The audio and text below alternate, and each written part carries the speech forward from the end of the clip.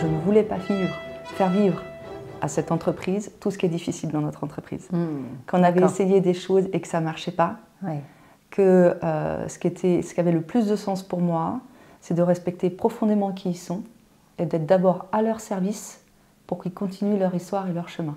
Et que ça allait être ça ma posture et mon postulat de départ, et que moi j'allais simplement être là, un guide, un soutien pour leur permettre d'aller le plus loin possible dans un contexte où en fait c'est le dirigeant historique qui partait, c'était le dirigeant fondateur.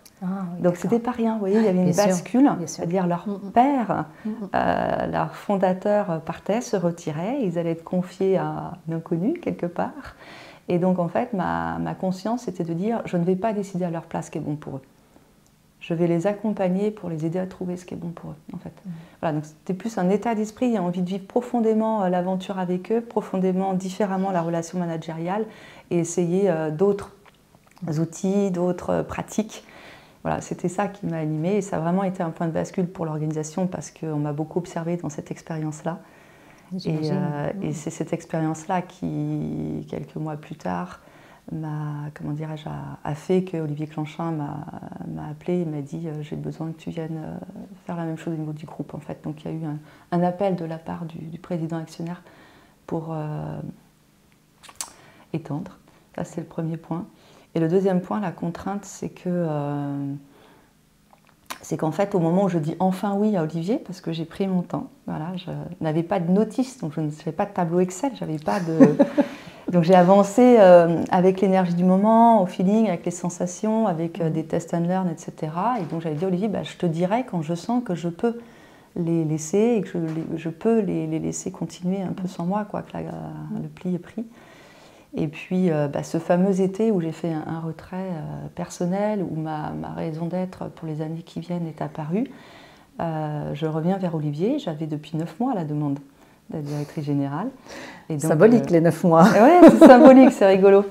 Et donc j'arrive fin août et je lui dis ce que je veux profondément pour moi, ce à quoi je veux me mettre au service pour les prochaines années. Et puis il se trouve que cet été-là, lui aussi, il a cheminé, il est très au clair avec ce qu'il veut, lui, en tant que 3e génération, qu'il est vraiment vis-à-vis de ses parents, qu'est-ce qu'il veut transmettre à ses enfants, etc. Et là, il y a une rencontre qui se passe, un alignement en fait, qui va être la base du projet en fait et de l'impulsion qu'on a donnée derrière. Et en même temps, là c'était d'abord de l'intention et de l'alignement. On partage ça au quotidien de l'époque, qui était toujours là. Bon, on sentait quelques résistances, que ça n'allait pas être facile. Et puis en fait, le destin, je pense, nous a donné un petit coup de pouce qu'on n'a pas vu comme ça au démarrage, parce que 15 jours, 3 semaines après la prise de poste, les chiffres sont tombés. Et en fait, grosse dégringolade de la performance. En fait, on s'est retrouvé à constater qu'en 3 mois, sur le premier trimestre de l'exercice, on avait perdu beaucoup de marge et que si on faisait ça les 3 autres trimestres, on avait perdu de l'argent et ça aurait été une première historique pour l'entreprise en fait. Donc il y a eu un espèce d'électrochoc, une espèce d'armoire qui nous a tous scotchés sur place, qui nous a tous figés. Où finalement, moi, ça a été l'occasion de dire on change et radicalement. Sur la base de l'alignement nouveau qui venait d'émerger, qui disait mais qu'est-ce qu'on veut vivre, c'est quoi qui fait sens, à quoi elle sert l'entreprise et qu'est-ce qu'on veut vivre nous en tant que dirigeants. Et finalement là, de toute façon, il fallait faire vite et il fallait faire autrement. Si on attendait que le comité de direction se mette d'accord sur ce qu'il fallait faire, si après il arrive à convaincre les managers et qu'ensuite les managers arrivent à faire exécuter aux collaborateurs tout ce que les grands cerveaux et le top management étaient persuadés qu'il fallait faire, on était morts. Voilà. Donc il fallait absolument faire autrement et du coup ça m'a permis de mettre au clair et de partir avec quelques convictions, quelques partis pris, du coup avec des radicalités. C'est-à-dire, quelles étaient-elles? Alors dans les radicalités, nous déjà il y a eu une première radicalité qui était la vérité. La transparence. De considérer qu'on était dans des rapports d'adulte à adulte dans une entreprise, dans une organisation et pas de parent-enfant et qu'il fallait se dire les choses. Et la vérité, elle est déjà la vérité des chiffres, ce qui n'était pas du tout le culturel dans l'entreprise en fait. Très peu de gens avaient accès au compte des résultats. Et donc là, tout le monde doit voir la même chose. Ce qui est le cas dans beaucoup d'entreprises. Donc ça, on avait beaucoup de retard sur ça, donc c'était un gros changement et c'était même un choc et ça a beaucoup de réactions par rapport à ça. Le deuxième grand parti pris, ça a été de dire tout le monde peut prendre n'importe quel sujet à partir de maintenant. Je peux prendre un sujet marketing même si je suis en prod, je peux prendre un sujet R&D même si je suis commercial terrain. Voilà. N'importe qui peut prendre n'importe quel sujet, mais pas avec n'importe quelle règle. Voilà. Il y avait des règles du jeu, c'est-à-dire je suis au service de la performance de l'entreprise, et donc si je vois une aberration ou si je vois une idée que j'ai en tête depuis un moment et j'ai le sentiment qu'elle pourrait contribuer au redressement de l'entreprise, je suis autorisée en fait à la porter et à regarder jusqu'au bout.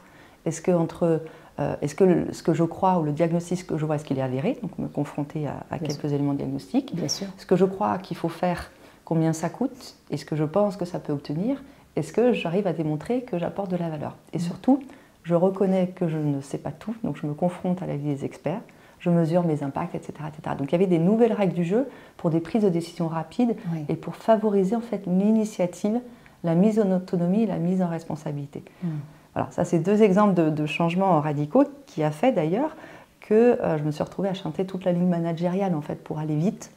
On a appelé ça nous les GT, les groupes de travail. Et donc on s'est retrouvés en l'espace de 2-3 mois avec 170 GT dans l'entreprise et les équipes venaient directement me voir moi et en fait m'exposaient la méthode et leurs conclusions et c'est moi qui donnais tout de suite le go ou no go. Mais en fait, mon vrai rôle, c'était de vérifier que la méthode était respectée. Et même si je pensais que c'était une connerie, à partir du moment où la méthode est respectée, mon rôle c'était de dire oui. Donc c'était aussi un changement de posture pour moi, c'était une expérience de dire je fais confiance au fait que je n'ai pas le monopole de la bonne décision, je m'appuie sur le collectif, je donne ma confiance a priori et des règles du jeu, et je fais confiance et je laisse la personne expérimenter. Et les managers, leur positionnement était différent, c'est-à-dire que la demande, alors ils pouvaient prendre comme tout le monde des sujets, ils étaient exclus du système évidemment, donc c'était vraiment prends ton destin en main, prends la place que tu as envie de prendre. Et puis, c'était, en tant que manager, ton rôle, c'est d'être soutien de tes équipes qui lèvent la main, qui se lèvent. Et ton rôle, c'est de leur permettre d'aller le plus loin possible. En fait. Voilà.